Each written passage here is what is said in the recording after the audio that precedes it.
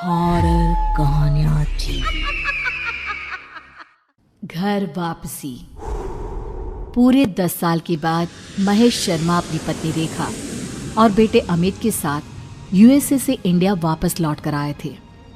पिछले 10 साल में उनका एक बार भी इंडिया आना नहीं हुआ था, इसलिए इतने बरसों के बाद अपने घर वापस लौट कर आने के कारण वे सब बहुत खुश थे। महेश ने पहले ही अपने नौकर से कहकर अपना पुराना घर साफ करवा लिया था। अब वो तीनों अपने घर पहुंचते हैं। कुछ भी कहो, अपने देश में लौटने की फीलिंग्स अलग ही होती है। क्यों रेखा, ठीक कहा ना मैंने? बिल्कुल ठीक कहते हैं आप। 10 साल कब निकल गए पता ही नहीं चला। 10 साल का था अमित जब हम यहाँ से विदेश गए थे। मम्मी पापा, जब मैं यहाँ से गया था तो मेरे बहुत सारे दोस्त थे, आसपास के घरों के कॉलोनी वाले। अब तक तो वो सब भी कितने बड़े हो गए होंगे, पता नहीं अब यहाँ रहते भी होंगे या नहीं। वो पिंकी याद है? बचपन में पूरा समय अमित के साथ ही खेलती रहती थी। कितनी प्यारी बच्ची थी। कौन? वो अपने गुप्ता जी की बेटी? हाँ वही। गुप्ता जी अभी भी इसी मोहल्ले में रहते हैं? देख लेना, हमारे आने की खबर सुनकर दौड़ कर चले आएंगे। मम्मी पापा, आप लोग बातें करिए, मैं अपने कमरे में सोने जा रहा हूँ। मुझे कुछ देर आराम करना है। अमित अपने कमरे में जाता है और आराम से बेड पर लेट जाता है, लेकिन जैसे ही उसने अपनी आंखें बंद की उसे लगा कि कमरे की खिड़की के बाहर से किसी ने उसे आवाज दी। अमित, तुम लौट आए? मैं कब से तुम्हारा इंतजार कर रही थी। कौन है वहाँ पर? अगर कोई है तो प्लीज अंदर आ जाओ।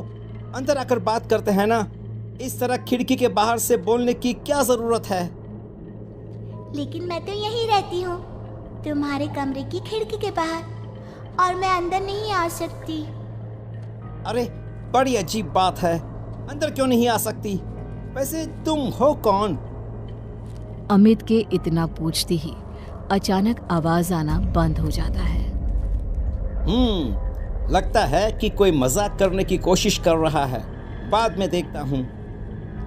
अब अमित एक बार फिर अपनी आंखें बंद करके सोने की कोशिश करता है, लेकिन इस बार जैसे ही वो आंखें बंद कर सोने के लिए दूसरी तरफ करवट पलटता है तो उसे एक छोटी बच्ची बाजू के बेड पर लेटी दिखती है, जिसे देखकर वो घबरा कर उठ जाता है। कौन है?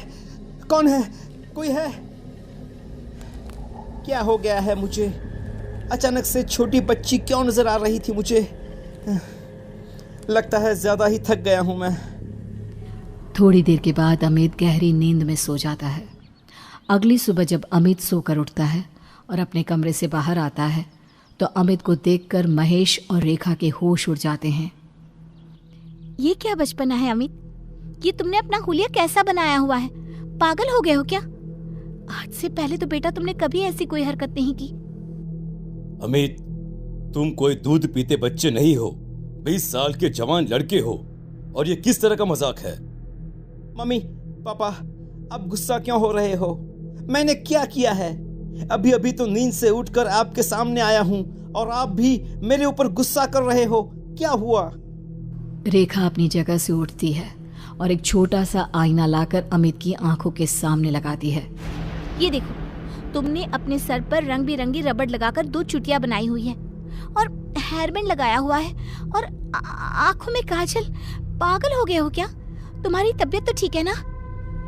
अमित ने घबराकर अपने बालों से वो रबर बैंड निकाल दिया, हेयर बैंड भी फेंक दिया। मम्मी पापा, मैं सच कह रहा हूँ, मुझे इसके बारे में कुछ भी नहीं पता। यह सब किसने किया है? आप बताइए। क्या मेरा बचपन का कोई दोस्त आया था जिसने नींद में मेरे साथ ये सब किया हो?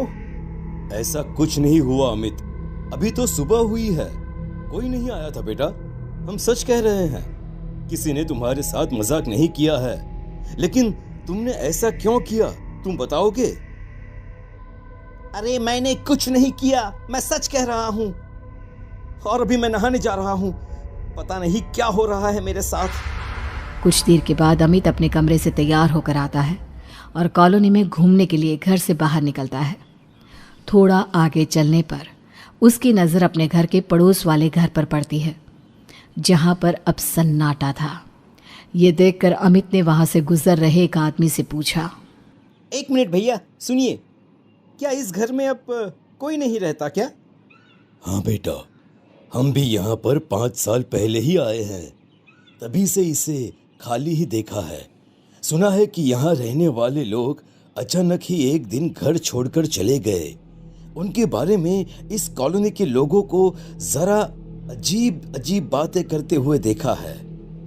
अजीब अजीब बातें मतलब क्या?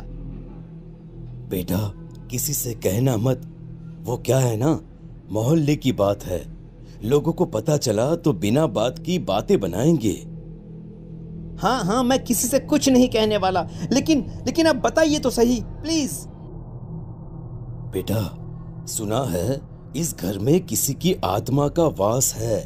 कई लोगों ने इस खाली घर से कभी कभी किसी की रोने की आवाज सुनी है। अब सच्चाई क्या है वो तो भगवान ही जाने। ओह, तो ये बात है। वैसे लोगों का क्या है, कुछ भी बातें बनाते हैं। पता नहीं कौन कौन सी अंधविश्वास भरी बातों में विश्वास रखते हैं लोग। थैंक यू भैया, थैंक यू। बताने के लिए आपका बहुत बहुत शुक्रिया। पूरा दिन शहर में घूमने के बाद अमित जब शाम को अपने घर पहुंचा तो खाना खाने के बाद सीधा अपने कमरे में चला गया। थोड़ी देर के बाद रेखा और महेश ने अमित को बाहर बुलाया, लेकिन अमित इस बार जैसे ही अपने कमरे से बाहर निकला तो रेखा के पैरों तले जमीन खिसक गई। उसने चिल्लाकर अपने बेटे अमित से पूछा, ये क्या बेहुदा मजाक है अमित? तुमने अपना हुलिया इस तरह से क्यों बिगाड़ा हुआ है? और ये गुलाबी फ्रॉक पहनने का क्या मतलब है? लगता है हमारे बेटे को कोई दिमागी परेशानी हो गई है। किसी ने इसके ऊपर कुछ कर दिया है रेखा। हमें इसे डॉक्टर के पास ले जाना चाहिए। अरे लेकिन अभी अभी बाजार से आया, तब तो बिल्कुल ठीक था, और इतनी सी देर में मेरे बच्चे को क्या हो गया? अमित एक छोटे बच्चे की तरह ताली बजा बजा कर हंसने लगता है और छोटे बच्चे की तरह ही बात करता है। मम्मा मुझे फ्रॉक पहनना बहुत अच्छा लगता है। आप मेरी 2 चोटी बना लो ना, और इस पे ना पिंक वाली रबड़ लगाना। बस करो अमित, बस। तुम क्या कर रहे हो? इस तरह का मजाक मत करो अपने मम्मी पापा के साथ। अरे अंकल, मैंने कहा मजाक किया, और वैसे भी मेरा नाम अमित नहीं, मेरा नाम तो चिंकी है, चिंकी। चिंकी का नाम सुनते ही रेखा और महेश पूरी तरह से घबरा गए। उन्हें विश्वास नहीं हो रहा था कि उनका बेटा चिंकी का नाम लेकर उसकी तरह क्यों बिहेव कर रहा है, क्योंकि चिंकी की मौत हुए तो 10 साल से भी ज्यादा समय बीत चुका है। रेखा और महेश ने किसी तरह अमित को सुला दिया, लेकिन रात को अचानक अमित के कमरे से किसी की डरावनी आवाज आने लगी। लौट आई हूँ मैं, लौट आई हूँ, और अब यहीं रहूँगी तुम्हारे घर में, क्योंकि यहीं पर मेरी जिंदगी खत्म हो गई थी। तुम तो इतने जवान हो गए, लेकिन मैं तो छोटी सी रह गई ना। मैं चिंकी हूँ, मुझे फ्रॉक पहनना बहुत पसंद है। महेश और रेखा ने घबराकर अमित के कमरे का दरवाजा खोला तो वो दोनों हक्के बक्के रह गए।